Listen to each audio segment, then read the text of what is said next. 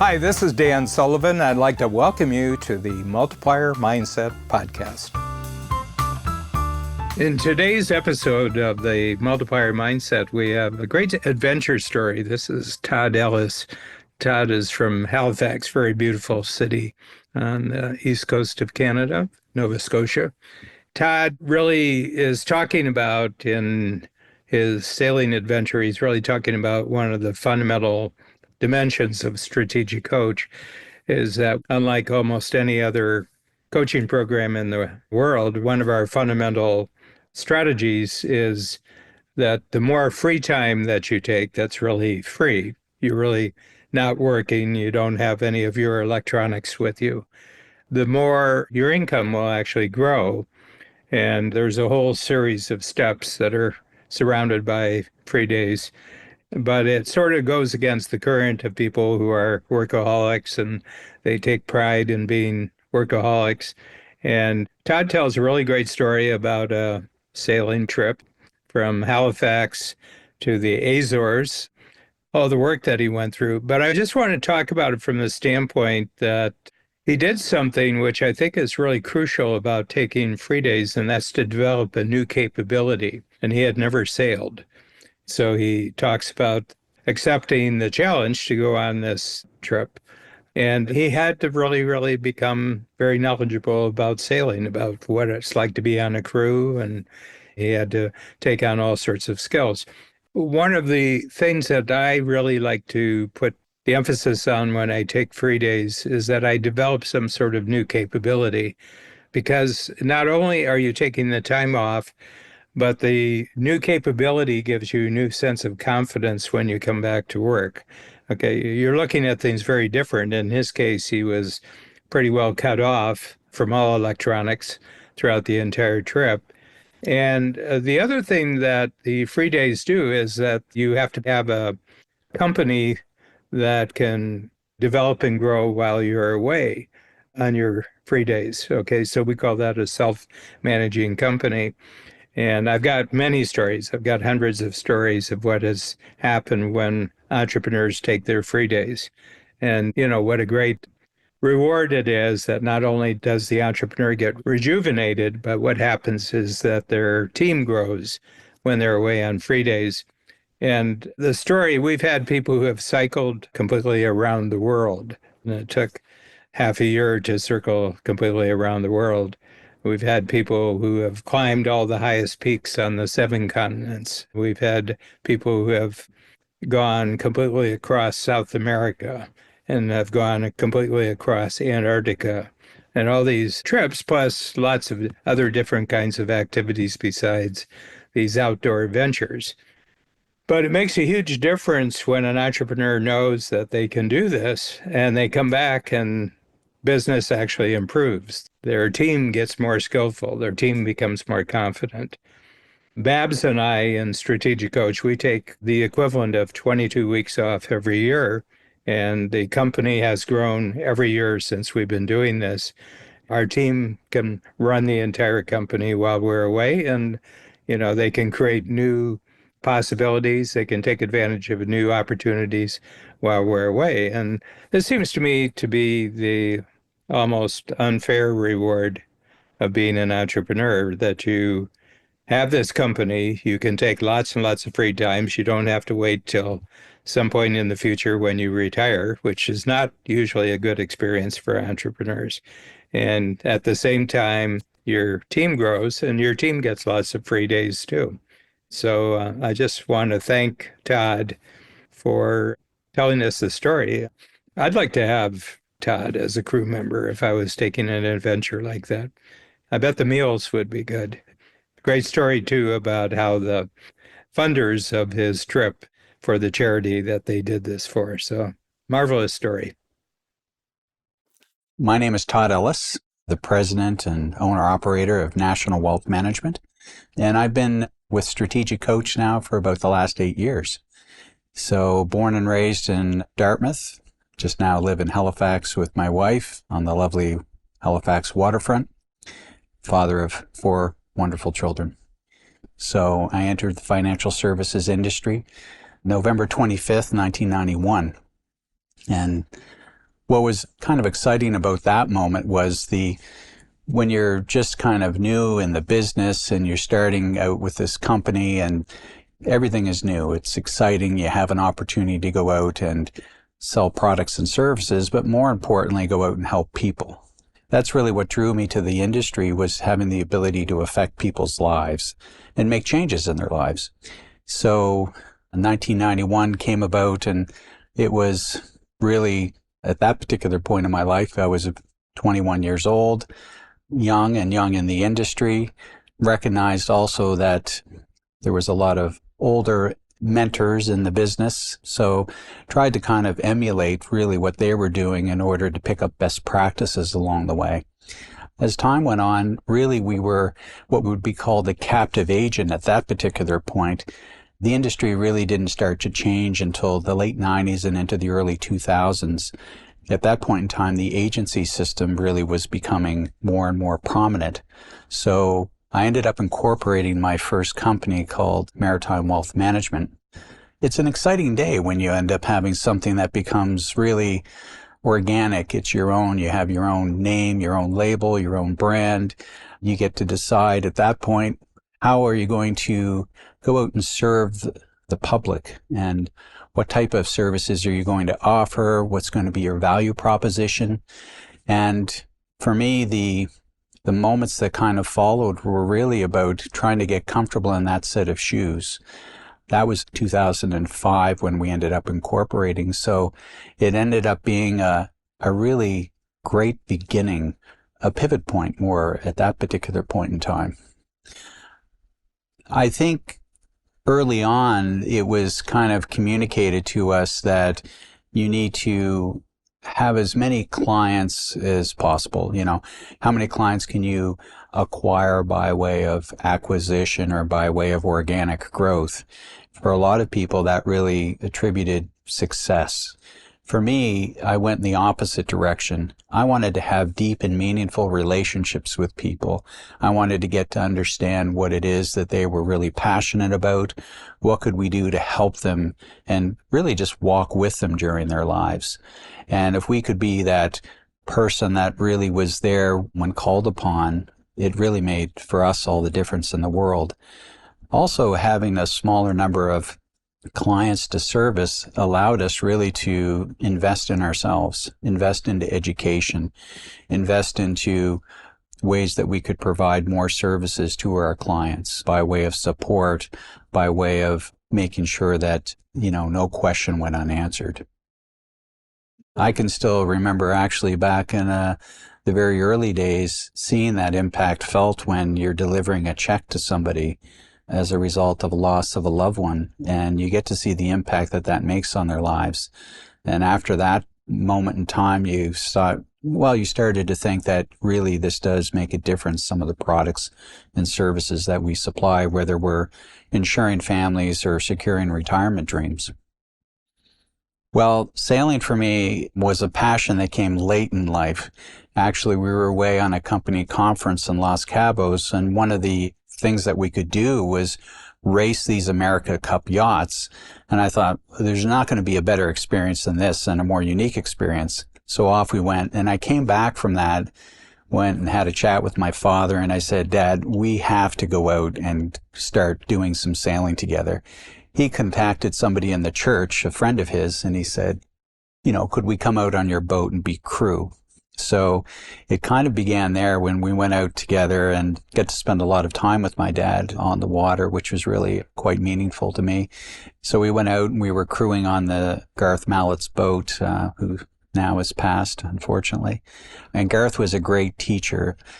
He just gave us one job to do, and that's kind of where it began. And our role at that point for the first 2 years was just, this is what you do. You grind the winch, and that's your role. So after you started to get a little bit more curious about how the boat operated and maybe where could the boat take you, right? We started to think, what? I think we need a larger experience. And so we ended up buying our own little sailboat. I can remember the first day we went out on the water. We were so excited. It was my wife and my father. We got out there in the middle of the harbor and recognized we could only steer it in one direction because we had no idea how to bring it back as a new sailor. So that was kind of a fun beginning. But what happened afterwards was there was a crew member that came on board Garth's boat, and we got to know each other quite well. And he said, Todd, I know that you're excited about a bigger adventure, a bigger experience. And he said, I'm going to do what's called the Great Circle Route. So leaving Halifax, going over to the Azores, hitting Portugal, working your way down the coastline to off of the coast of Africa, then into the Caribbean, and then back up to Halifax. And he said, would you join me for the first leg? And I was all in. And once we kind of determined that we had this plan in mind and we kind of set a date that we wanted to depart, it really was 9-10 months of preparation. I was in charge of maybe entertainment, making sure that, the morale was very important when doing a crossing because you're not seeing land for that period of time. We wanted to focus on safety. We wanted to focus on good nutrition. So, doing meal preparation for 156 meals was key. We wanted to make sure that we also had a redundancy on the sailboat because during a crossing of that nature, well, you're exposed, right? And what's interesting was during that planning process, I thought to myself, it probably would be good to get some coaching to go out and talk to somebody in the event that I have, because I've never been away from the land before. I didn't really know what that was going to feel like. And what if I had a meltdown or what if I had a nervous breakdown? And so I went and I had a chat with this gentleman, and he was a psychologist. And he said, Todd, most people carry around, he didn't really put this phrase very nicely, but he said, most people carry around these shit tanks. And he said, you know what happens? He says, when sometimes our tank gets too full, it overflows. And he said, well, one of the things that you have to be prepared for is that if you get out there and you get in a stressful situation, your tank is going to overflow. He says, so we got to create capacity. And so we started to talk about creating capacity and what we could do to create capacity so that in case something came our way, that we'd be prepared for it. So I felt that, some of that mental preparation, that mental work was very important. What also was really important was as we were preparing for the trip, I had to know that when we left the shoreline, that we had the love and support of the family and friends, but also that our business was ready to take that on because we were gone for a period of 5 weeks. Now talk about having free days where there is no communication, there is no texting taking place, there is no phone calls taking place, there is no email taking place. You are basically exposed to the elements and you are really just left kind of unplugged from the rest of the world during that time until you hit land. So we were 15 days until we hit the Azores.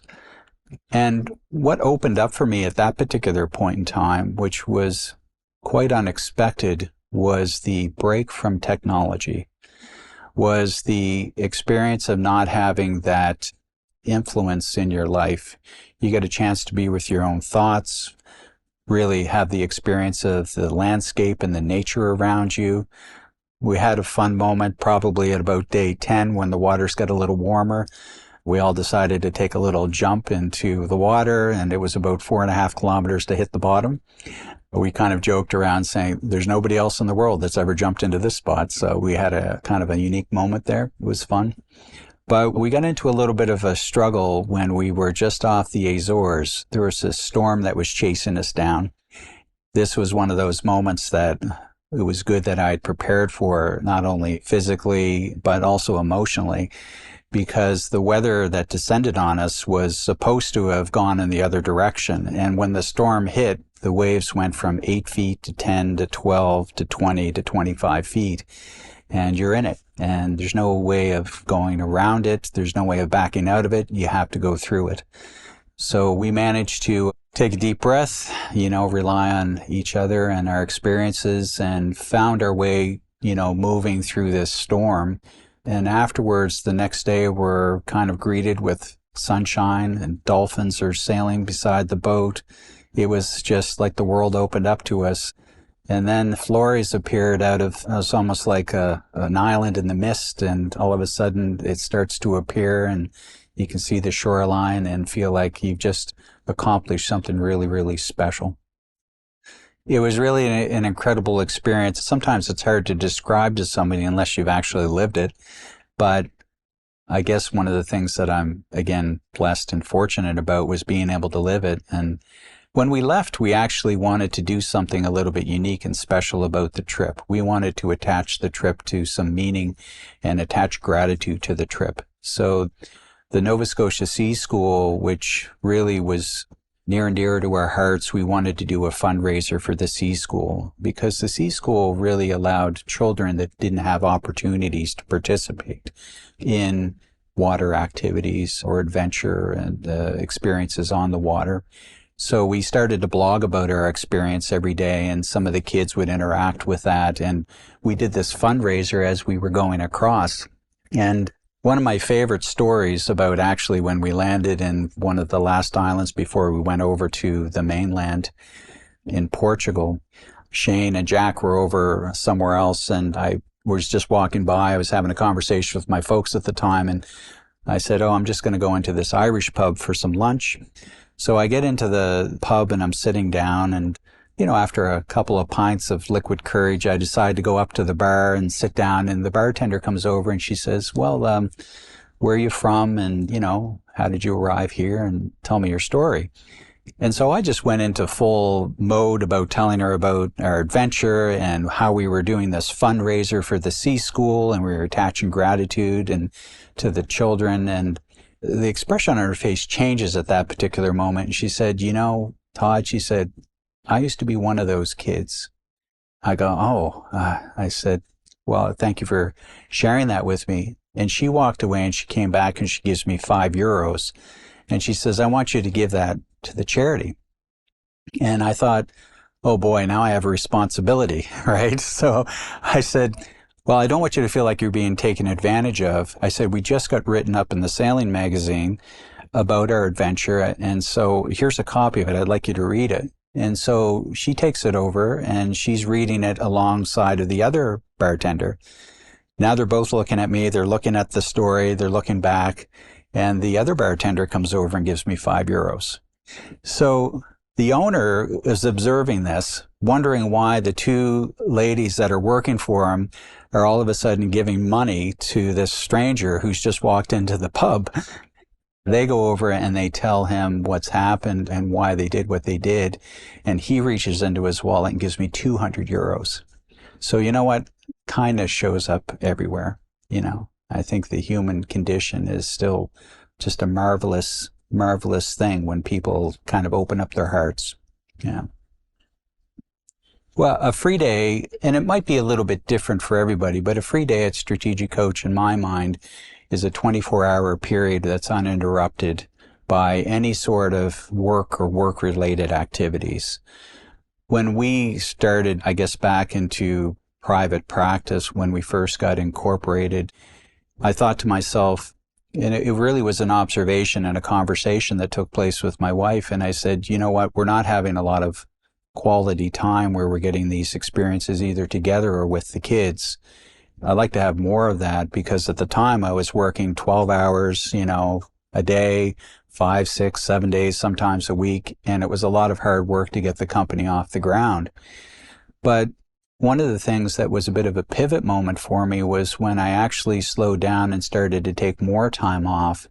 It was when the company started to grow, and it grew more exponentially. Even the more time I took off, the more it grew, which is kind of, you don't think of it in those terms. But to have that time where you're able actually to have time with your thoughts, to kind of reflect on what's taken place, to really take some time to, clear some space for yourself. It's really when some of the best ideas started to flow in. Well, really to be able to take a free day is not easy for entrepreneurs, because I think in a lot of our minds, we start to equate that to lost revenue. But really, the way that we started to practice it was taking a week off a quarter. And once we started to incorporate that into our lives, then we said, what would it look like if we added 1 week a year? And before you know it, we ended up getting to a point where now we take 156 free days off a year and in and around that range. But what was interesting was that the more time that we actually took in structured blocks, we actually had greater experiences as a result. More quality time with the family, more time away to kind of pursue some other dreams and goals outside of our day-to-day work lives. And because we incorporated that slowly, it became easier to manage. One of the things that happened was when we first started to take free days, we ended up taking 1 week per quarter. And then we grew it each and every year by adding another week on per quarter until we eventually ended up getting to a point where we ended up taking a cumulative time off per year of about 156 free days. To prepare for 9 months of free days was an accomplishment, I think, unlike anything else that I've had to undertake. We had to not only make sure that the team obviously was in place to really to be able to support during that time that I was away. Obviously, there was a little bit of danger and excitement attached to the trip as well. So wanted to make sure that we were reassuring, obviously, family and our stakeholders that the adventure that I was about to take was one with safety in mind. And I think the interesting part about my sailing partner and his son, Shane, was great. Him and I met weekly. We talked about everything that was on the list, and we just continued to work through the to-do list. And where I was a little bit of a novice sailor compared to some of Shane's adventures, I had many questions. And my family had many questions. So as we started to answer those questions and the list got shorter and shorter, we knew we were prepared and ready to go. And I think had we not had that preparation, the experience wouldn't have been as exceptional as it was. Well, you would have left concerned. You would have left maybe a little bit more anxious than you should have had you not have had that time to prepare. And not having things in place for the company to be able to operate while I was away, we didn't have technology to kind of call home. We were left out there to the elements. Obviously, we had safety devices to contact Coast Guard if we needed to, but we weren't able to operate our business from a sailboat in the middle of the ocean. 8 years in Strategic Coach has meant the world to me. It's nice to know that when you step inside Coach, you're here with a bunch of like-minded entrepreneurs. All of us are sharing some common issues and common problems, but we're all unique in our own right. And to have that open forum to kind of sit here and really share with somebody else about your current areas of growth or your concerns that you have, what can they do to maybe add some value, that collaboration has meant the world to me. It's allowed us to not only to grow as a company, but for me to grow as an individual. I'd have to say that when I first came into Coach, I probably was, like most entrepreneurs, maybe working too hard, didn't have enough quality time with my family and friends. Probably the business was not in a place where it's at today, which is more of a self-managing company. Being able to, especially when you're in financial services, which is personal relationships, it's not as easy to have a self-managed company in this particular space. So through some of the tools and techniques that I've picked up in Coach, and I'm continuing to learn and hone, I guess, over the years, it's allowed us to grow the business not only by the amount of people that are within the business, but financially as well. It's been very rewarding. I can say that our income has doubled since entering Coach. So yes, there's been a monetary return, but I think more importantly, the return for me is to be able to kind of have a different perspective on life, one whereby I don't see an end to my entrepreneurial career. I just see that as a part of the journey, and really to be able to kind of tap into some of my own unique abilities. It's not as difficult now as it was when I first started. I guess my abilities are more honed than they have been by continuing to work on myself. So it's given me back, I would say, or added on years to my longevity track. Not having that amount of stress that I walk with on a day-to-day basis is important because I have time to kind of compartmentalize it and take free days. Yeah, I think that aha moment being on the sailboat was really to, take the time to invest in yourself. Not many people really just have that amount of time where they get to have time with themselves to be able to kind of be introspective, to be reflecting on life. It doesn't necessarily have to be that you're taking an adventure like that. Sometimes it might be through quiet meditation, or maybe going to a yoga class, or, doing some Tai Chi, whatever it might be. But to be able just to be in the moment was so, so important for me. That and unplugged from technology really was an aha moment. For me to where I'm just 10, 12 hours a day in front of a computer sometimes, to not have that, I didn't realize the amount of impact that had on my lives to be connected to technology. And then when that wasn't present anymore, that became a vacation in itself.